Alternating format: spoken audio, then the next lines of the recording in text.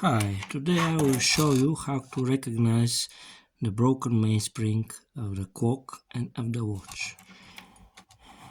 How to recognize? Try to wind it up. This is one broken mainspring. When it's rotating, the case rotating and rotating and rotating continuously. This is the sign that the mainspring is broken.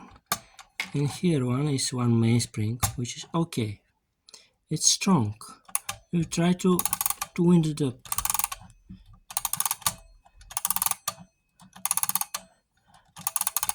It's rotating and finally we couldn't rotate. It's fully went up. This is one strong mainspring. Similar with the watch. One watch with the broken mainspring. The crown is rotating and rotating and rotating continuously. We couldn't wind it up. This is the sign that the mainspring of the watch is broken. Now I want to show you one pocket watch. Each head has a strong mainspring, but the stopper is broken and it couldn't fix the mainspring.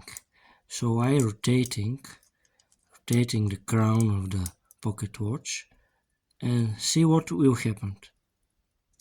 It's coming back because the stopper is broken. Similar with one antique watch.